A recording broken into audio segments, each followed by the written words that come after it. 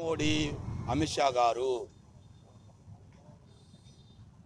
అదే విధంగా సబ్జెక్ట్ ఎందుకంటే దరిదాపు 146 మందిని ఎంపీలు సస్పెన్షన్ చేయడం జరిగినది. ఇది ప్రపంచంలోనే ఒక రికార్డు, అది మనం గమనించుకోవాలి.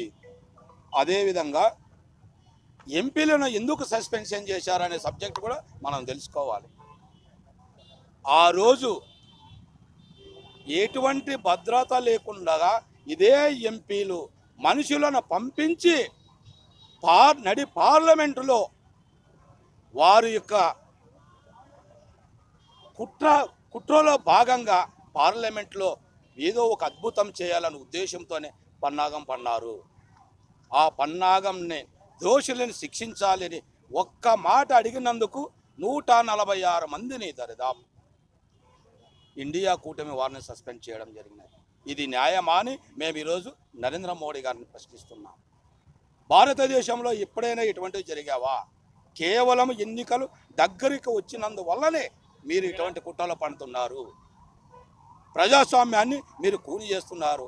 ఎన్నికలు వచ్చినప్పుడు కూడా ఏదో ఒకటి సృష్టించడం, ఓట్లు దండుకోవడం తప్ప వేరే డెవలప్మెంట్ భారతదేశంలో ఎటువంటిది లేదు 9.5 సంవత్సరంలో.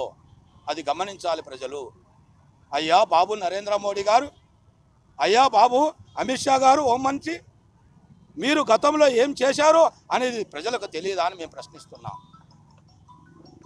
ఇదే బీజేపీ గత 70 సంవత్సరాల్లో కేవలం అంతమంది ప్రధానమంత్రులు ఏలిన భారతదేశంలో 50 లక్షల వేల కోట్ల మాత్రమే అప్పు తెచ్చడం జరిగినది.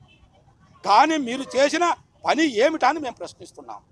దరిదాపు ఈ 9.5 సంవత్సరంలో 900 లక్షల కోట్ల అప్పు చేసిన చరిత్ర మీది. ఎటువంటి డెవలప్ చేశారని మేము ప్రశ్నిస్తున్నాం. దమ్ము ధైర్యం ఉంటే కేంద్ర ప్రభుత్వానికి ఒకే కాంగ్రెస్ పార్టీ ఒకే సవాల్ ఇస్తుంది. శ్వేతపత్రం విడుదల చేయండి. మీ యొక్క చేసిన ఘనకార్యం ఏమిటో అర్థమవుతుంది ప్రజలకు.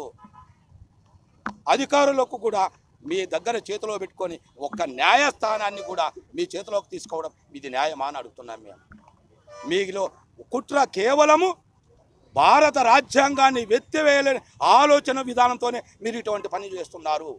బాబాసాహెబ్ అంబేద్కర్ రచించిన రాజ్యాంగంలో ఏ ఒక్క పక్షి కూడా, ఏ ఒక్క జీవి కూడా హాని లేకుండా రచించిన గొప్ప చరిత్ర అంబేద్కర్ గారు.